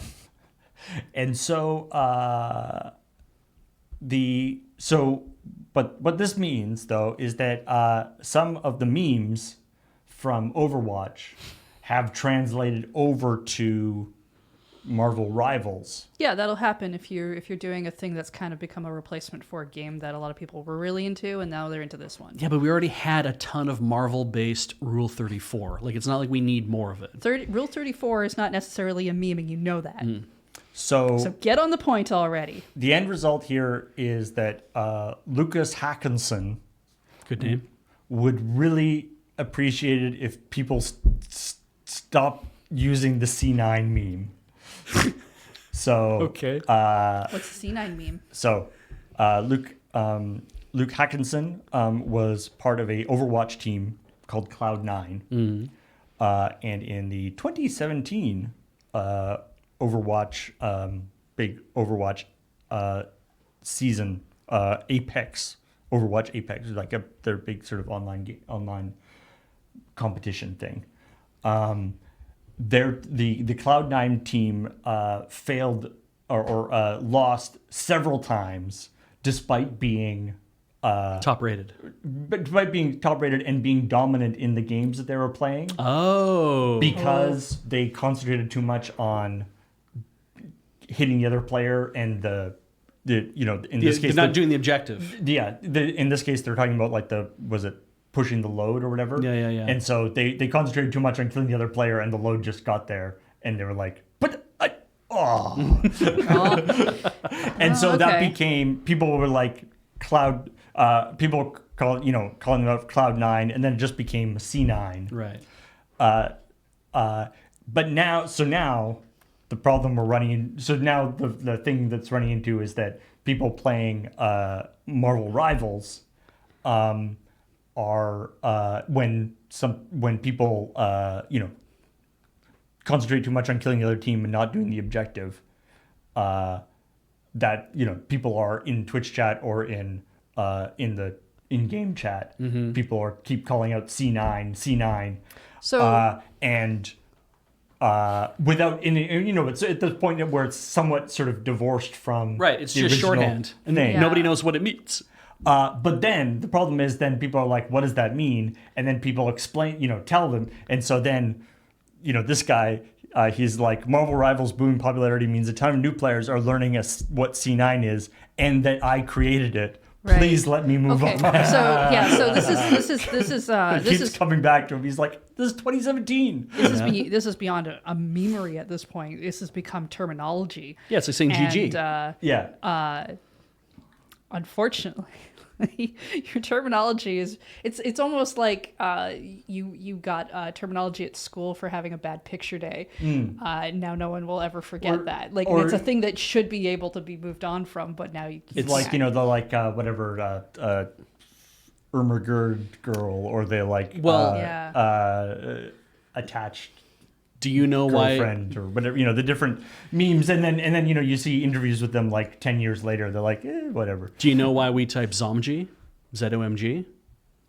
Oh, I just assumed it was like OMG, but we added the Z because we wanted it to be more exciting. Because Z in a certain game of the past, you would press Z to chat.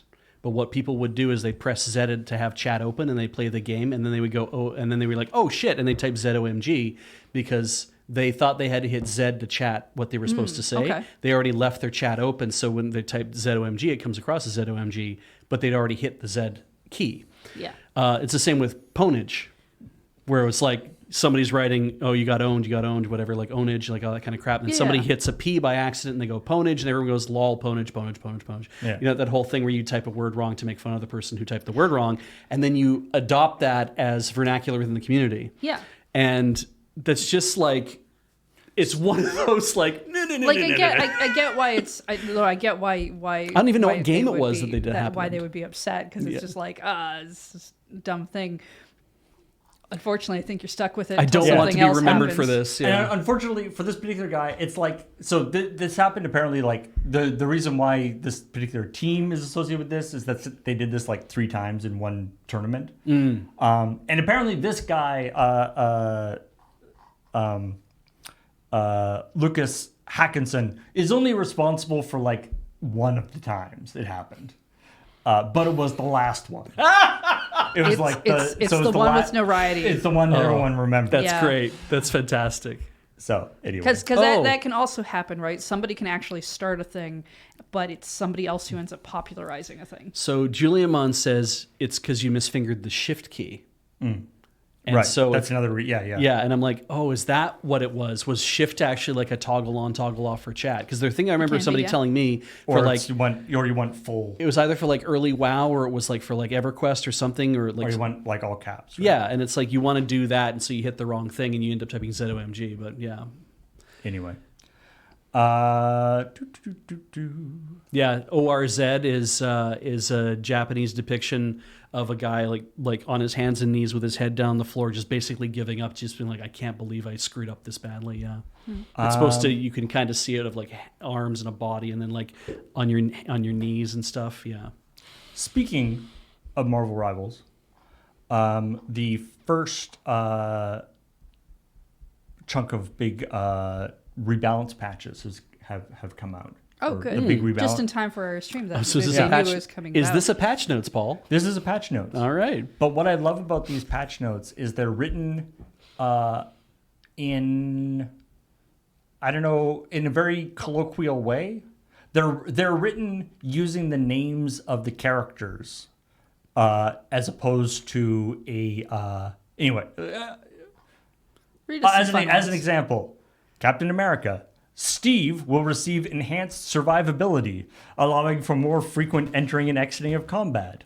Dang it, Steve. All right. Doctor Steve. Strange will be reducing the threat range and increasing defense window of the Sorcerer Supreme. Thor, the God of Thunder, could use a slightly increased survivability and improved success rate to his ultimate ability. It kind of sound like work reports. And it's like this idea that it's like in Like on your employee file. in Avengers, right?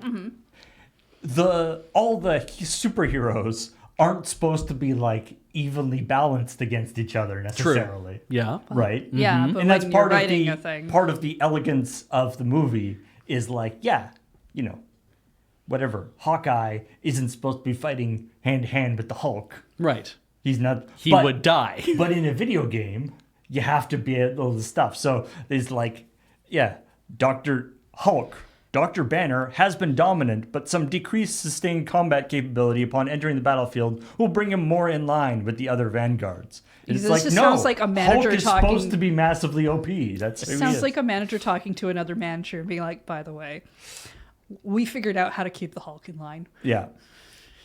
For our Here we go. employee Yeah. review. Black Widow. Natasha was very much in need of optimization when evaluating the released experience of her abilities, as well as slightly increasing the threat of her ultimate ability. I like that they're writing them all like it's like, oh, here's their code name and then here's their actual name. Yeah. Hawkeye will be increasing the medium long range damage capability, reducing the threatening combat radius, and slightly improving the close combat resistance for the avenging archer. Oh, they didn't say Clint. All right. Hela, the goddess of death, has There's been a a couple menace, different Hawkeyes and will now. be slightly decreasing her combat strength. Okay. You know, Anyway, as you can do. so I just, it's mostly just because Namor. We are optimizing the throwing feeling of Namor's eggs. Gross. I That sounds- wasn't aware that was a thing that was under Namor's power. That sounds like a lunchroom complaint. I mean, it would be funny if there were like Iron Man ones in here, and it's like Tony Stark has gone back to the whatever and is crafting some updates to his suit, like that kind of reporting as if they're in universe. Yeah. Jeff the Land Shark. What the fuck is this thing? He went out for walkies. We gave him more teeth. Jeff the Landshark will be adjusting the range for his ultimate ability so it now better fits the warning marker. In addition, we'll be increasing his healing capability. Oh, good. And we're adjusting "It's Jeff!" exclamation point, the ultimate ability, from a 10-meter sphere to a 10-meter radius, 5-meter high cylindrical spell. Oh, interesting. So instead of Like a- an egg. So instead of a sphere, it's now a cylinder. Oh, it is just a cylinder. Oh, okay. Huh. Anyway, I just like the way that they wrote this. Rocket Raccoon, one of Rocket's best tools, will be available more often. I'm sure he's very thankful for that. Yeah.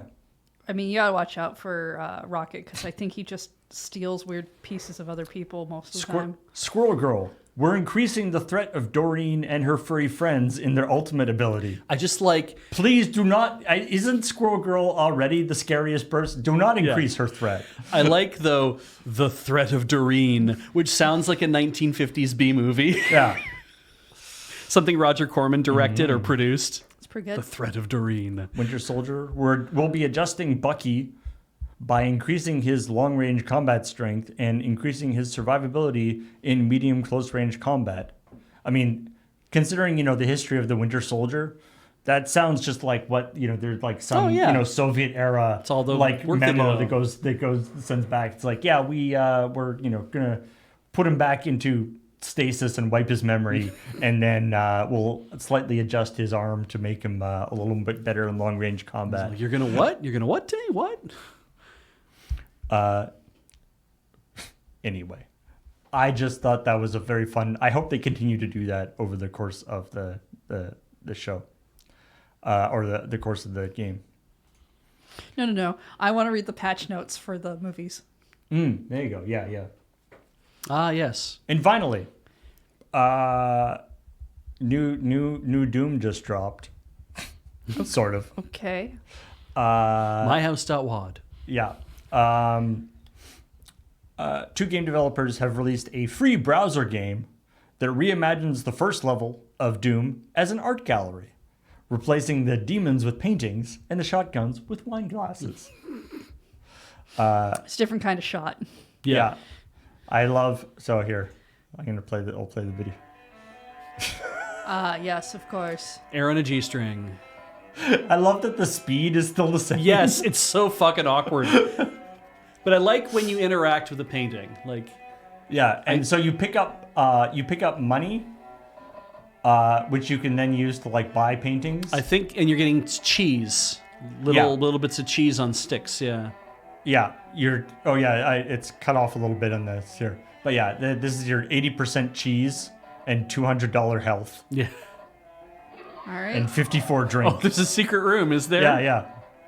Well, yeah, it's an art gallery. There's Oh, always secret rooms go in to the art Picked up gardens. galleries. wine bottle. Nice. Suggested Duke Nukem 3D Kick-Ass Edition. Please go. There we go.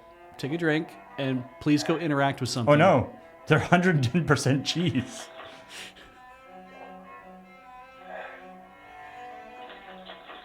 I like that the doors the same. Yeah. And the secret levels. Secret. My only complaint: this should have double high. Oh right. It should have double high ceilings, I think, just because it's like So it feels long. very like. Yeah, it's, There's a couple moments where a Doom guy walks up to a painting and then like takes a drink in front of the painting, and then it goes to like a grade screen and shows you the painting and tells you the title and the artist and when it was painted, so you can kind of appreciate it, and then you can like exit that mode and you can take a drink again. It's actually it does actually tell you info about the paintings, which is nice. So it's a browser based. It's called Doom: The Gallery Experience. Mm-hmm. Anyway, I just thought that was funny. cheese is very in with the current gen. Yeah. You can fascinate a Gen Z by giving them a piece of cheese. You can fascinate most people with a piece of cheese. Mm-hmm. Yeah, especially cheese just like strewn across the ground. Yep, just big chunks of cheese. $150 worth of Parmesan just sitting on the ground with a big dowel in it.